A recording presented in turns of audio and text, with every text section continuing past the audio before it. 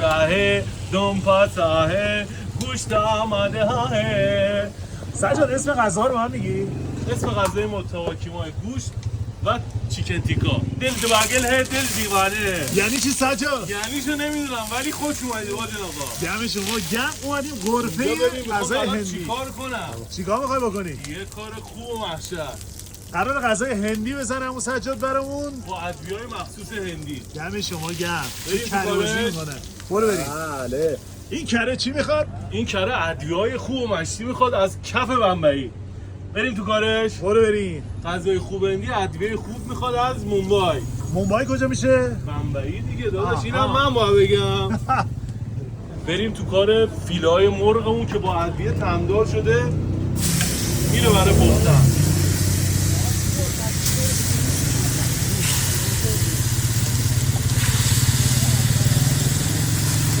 این مرغ با ادویه هندی مثلا شده سجاد تمدار داره؟ شده 24 ساعت تو سم خوابیده با ادویه مخصوص هندی. ببین بوش چی کار میکنه. چه حدسی داره اینجا؟ اینم ادویه آخرم برات بزنم. این ادویه اون اصلا تون نیست، فقط تماس داره. توی ادویه هم که دستت به کم نمیره دیگه. آره دیگه، مشتی رشت میزنی خودتون ماشاءالله. سجاد حالا چه کرده هه؟ بهارت کرده ہے. بهارت کرده هه؟ ماشاءالله کرده ہے. اینم ادویه مخصوصه. این ادویه مخصوصشه. این هم دیگه تیر آخر. آقا تون نیست که اینا. نه داداش فقط عطر و طعم داره. تندی اصلا نداره. یه ذره تنده ولی نه اونقدری که باید. ایرانیزش کردی دیگه. ایرانیزش کردیم. مرغا رو برگردونیم. رنگی گرفته. رنگ و بود عطر خوب. ببین غذا میزنه اینجا به سبک بالیوود مگه نه؟ کیف کنی. و خود بمبئی هم بهتر و عالی‌تر و تمیزتر و خوشبوتر. از مرغ بریم سراغ چیا هه؟ گوشته گوشته. خود هنده. چه گوشتی برات میذارم باجان آقا.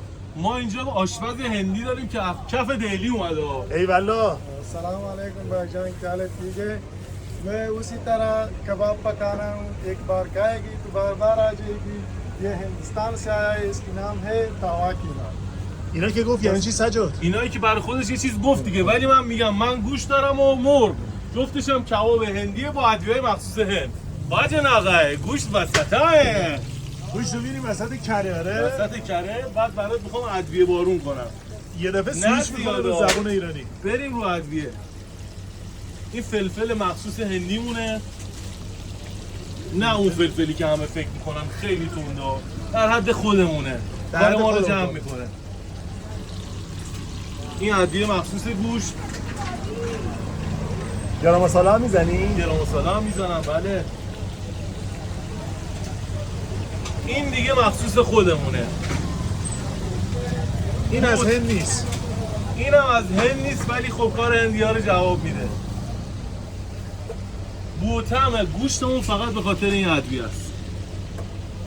آقا راستی به گوشت به زبان هندی چی میگین شما؟ गोश्त گوشته. गोश्त گوشت و ادویه و کره رو اینجا تفت میدن چی همه میشه؟ رو با هم مخلوط میکنیم تا برسیم به اونی که میخوایم. آها چی میخوای؟ یه گوشت خوب پخته در حد تیم ملی هندوستان. حالا نوبت گوبلگاهه. گوبلگاهه چیه؟ همون قرچهه. قارچاهه.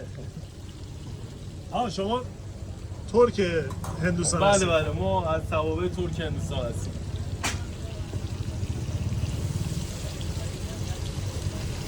شوتاه بیرون اینو بردار بیرون. قارچ و گوشت و ادویه ها با هم ادویه ترکیب میشه. مخصوص قشنگ با هم ترکیب میشه تا به پختمون برسه.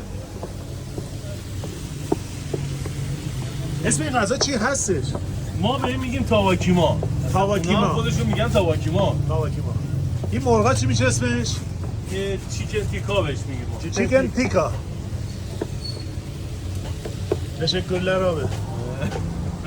مسکراهه دم پاساهه گوشت آماده هاه.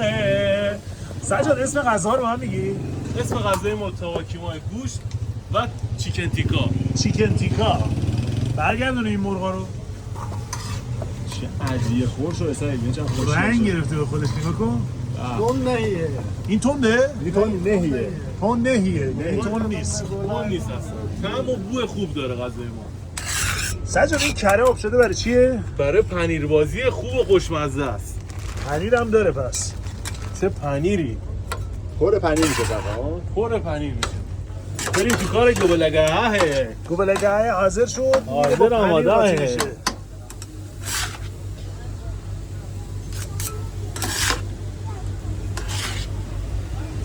آقا جان کره هم که روش زده بودیم ببین چه طعم و عطری داره. خوبی اینجا اینه که غذا رو روبروی خودتون درست میکنن و بله. میتونید شاهد مراحل پخت حیات این باشید. قارچ و پنیر باشید.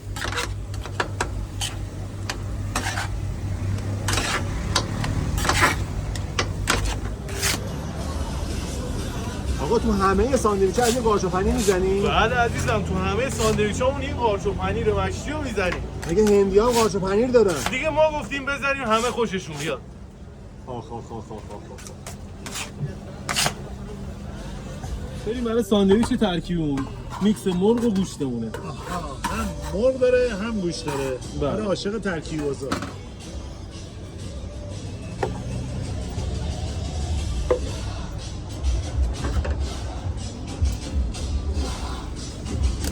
بهنام تو کدوم میپسندی؟ من برای ترکیبی ها روشم باشم. بریم برای ترکیب پرو بدیم آقا بهنام.